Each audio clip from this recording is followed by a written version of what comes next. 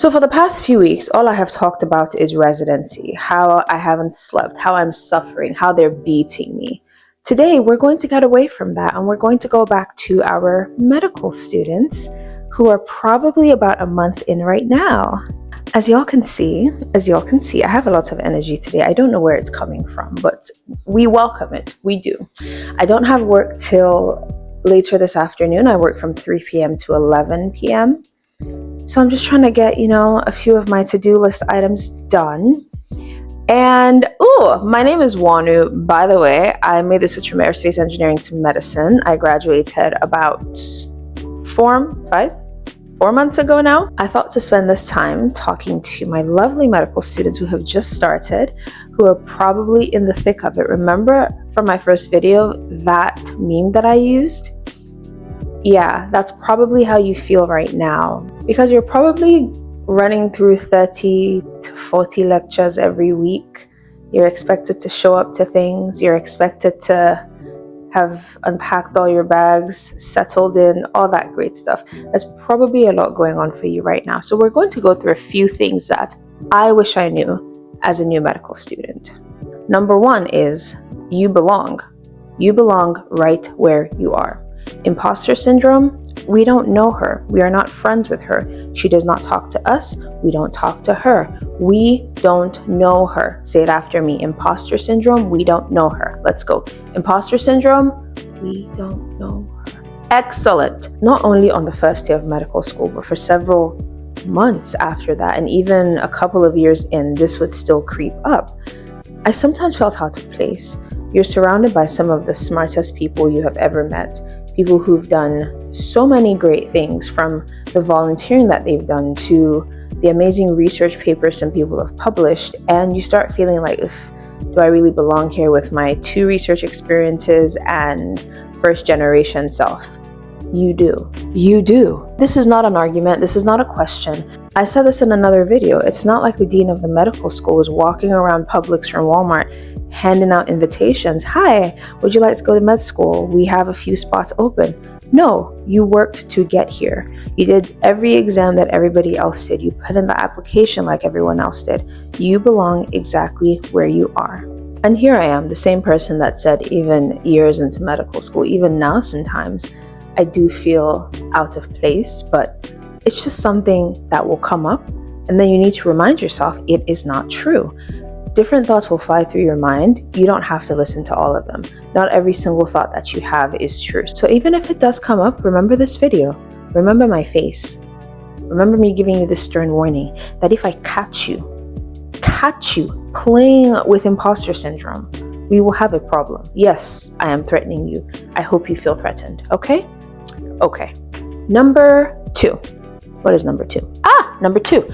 You are your only competition. You are not trying to be better than anyone else. You are not trying to one-up anyone else. You are simply trying to be better than the previous version of you.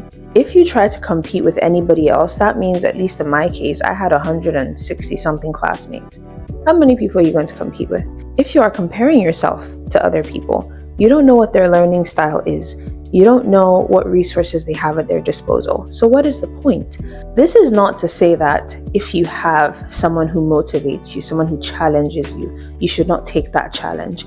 If you have a classmate, for example, whose study style or work ethic is something you admire, there's nothing wrong in being like, you know what? Yes, I want to be better in that regard. I also want to be that dedicated. I also want to be that hardworking. But you have to look at your motives for admiring other people. Is that admiration or is that jealousy? If you are using other people as your yardstick, the truth is you may never actually reach your own potential, because instead of focusing on yourself, on your own strengths, on your own weaknesses, you're so busy focusing on other people. Another thing to consider, and very important, not everyone is honest. Let me put this plainly. People lie. People lie. So you will have people who say, oh yeah, I do 10,000 flashcards a day. Okay, good for you. I can do 500, I can do 100, I can do 200. Sometimes I don't even want to do flashcards. I want to study a different way, and that's fine too. But people lie, people exaggerate how much they're doing. Maybe some people are telling the truth, fine. But I know for a fact that people lie. And I will give you an example of this. Early in medical school, I knew that, sometimes people padded the stuff that they said they were doing, they exaggerated. But then something happened one day that made me realize, okay, I really cannot trust anything anyone says, except I really know that person. That particular day, we were doing an activity with like a fake patient named Harvey. We call him Harvey. And essentially, picture a mannequin. That mannequin had, a heart, lungs that you could actually hear. So to try to describe this to you, I grabbed my stethoscope. You would grab a stethoscope from the box. So each stethoscope, instead of having this bottom part, it was connected to a box right here, right about here where my finger is touching. And that box was essentially like a transmitter connected to the fake mannequin patient. So whatever the doctor who was operating or working on the patient could hear, you could also hear. I grab my stethoscope, put it in my ears, and the doctor is like, can you guys hear it? Can you hear the heart? Can you hear the lungs? And I'm sitting there like, no, I can't hear anything. So I say, I can't hear anything. Two of my classmates say, yeah, we can hear it. I'm still like, I can't hear this. Mine is not working. I switch out my stethoscope, grab a new one, and I'm like, okay, maybe I'm doing something wrong, but I still cannot hear what you are hearing. I'm telling my doctor this. Tell me why. He fiddles around with it and says, oh, wait, the mannequin wasn't even on. Excuse me? I sit there and I look at them and I'm like, so what were they hearing? The voice of God? Why was that necessary? Why was that lie necessary? If you cannot hear it, just say you cannot hear it. For a couple of minutes there, I was looking like an idiot because I'm saying I can't hear anything. Meanwhile, these people are saying, yeah, we can hear it just fine. The machine was not even on. But I appreciated that experience because from that moment, I was like, okay, if I didn't believe that people lied before, I believe it now. I 100% believe it now. So this is why you cannot be comparing yourself to other people. This is why you cannot be competing with other people's goals and achievements. You don't know what is true. And even if, like I said, you do have a classmate completing 10,000 flashcards in a day, if you cannot do that, you cannot do that. Find your own pace.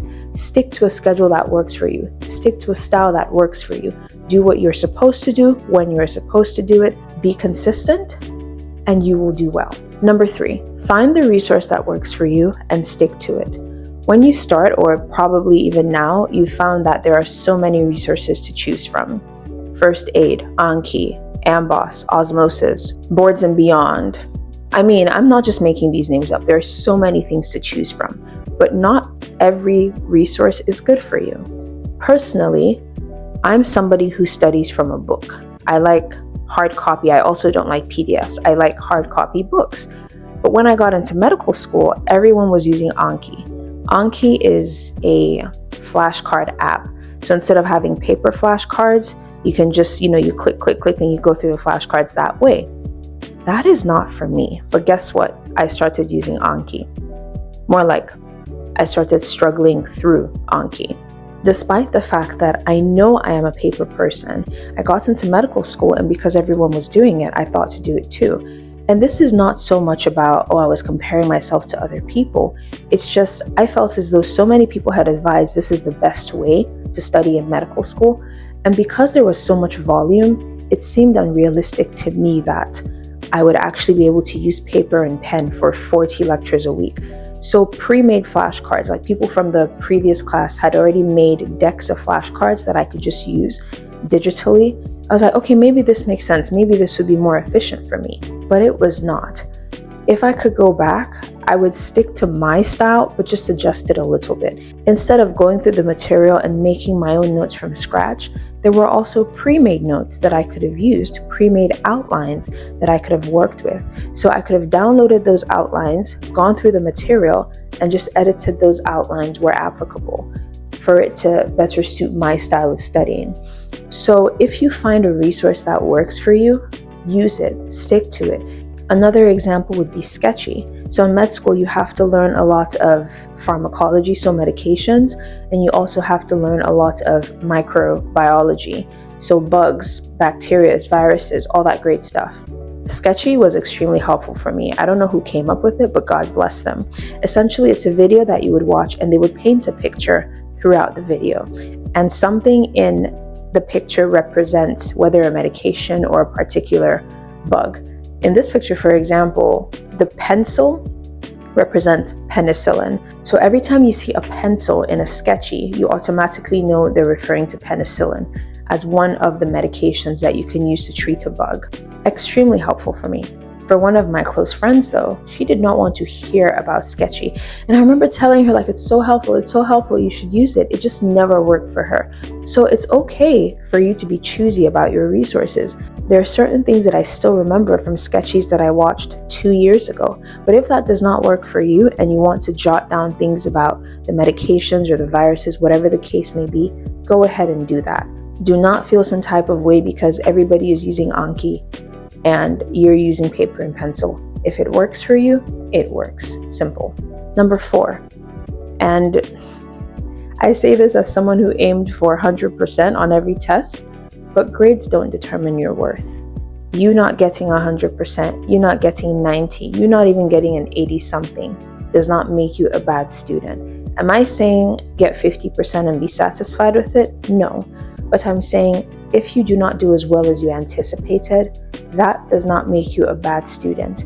And it most certainly will not make you a bad doctor. I've heard so many attendings say, at no point in my 20 or 30-year career has a patient ever asked me, what did you get on chemistry when you took chemistry? What was your score?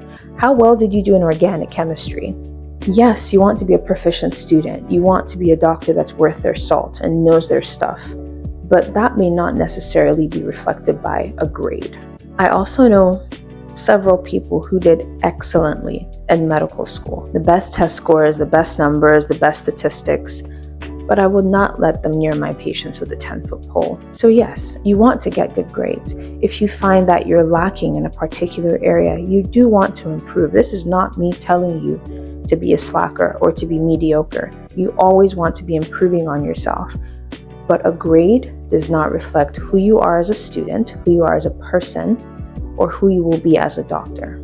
Last but not least for today, take care of yourself. It's so important. It's so easy to get lost in medicine. There are times when at every point in your day you feel like you're doing something related to classes or studying, but sometimes you have to take a step back and decide, no, today is for me. Medicine can be all-encompassing. I mean, as a student, sometimes you feel as though every part of your day is dedicated to you being a student. You wake up and the first thing you think about is, what do I need to do today? You go to sleep thinking about, what do I need to complete tomorrow? So you have to make sure that you are doing something for yourself. I would say at least once a week, at the very least, once a week, do something for you. Whether that is going to church on Sunday and promising yourself you will go to church every Sunday, or movie night on Friday. Make sure that at least once a week you are doing something for yourself. And it doesn't have to be something big. It could be going outside and getting some sunlight, going for a walk, talking to your family, taking an hour or two to FaceTime someone. I didn't realize how bad I was at this until my mom visited me once. And the only thing she made me do every single day was stand on my balcony. Within a short period of time, I figured that I was better off watching lectures at home. That was what worked for me. So if we didn't have any in-person activities, there were days when I did not leave my apartment. And I'm saying I did not step outside.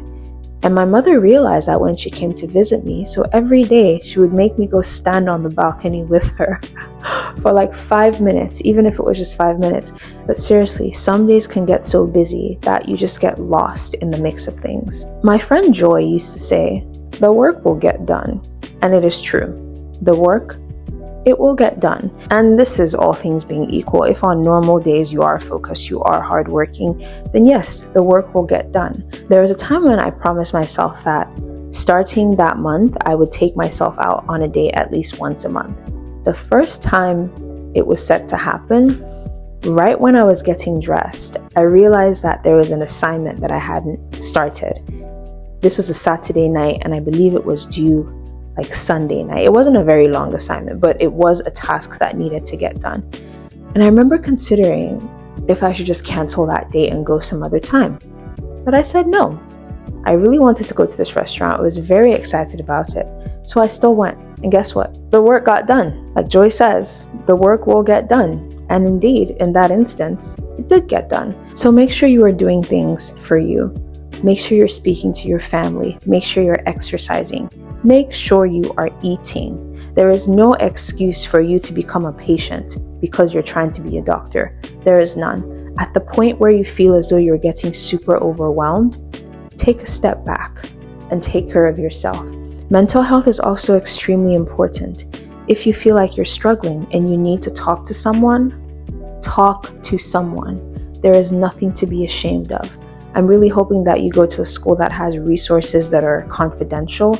Use those resources. They're typically free, so make use of them. Do not be shy. Do not be suffering in silence when there are people that can help you. So talk to someone if you need to. At this point, I think I can stop talking your ear off, so I will stop the video here for today. If you can think of any other tips, anything else that's helping you so far, please leave that in the comment section. Please like, subscribe, send me a message on Instagram if you need to, and I will see you next time. Bye.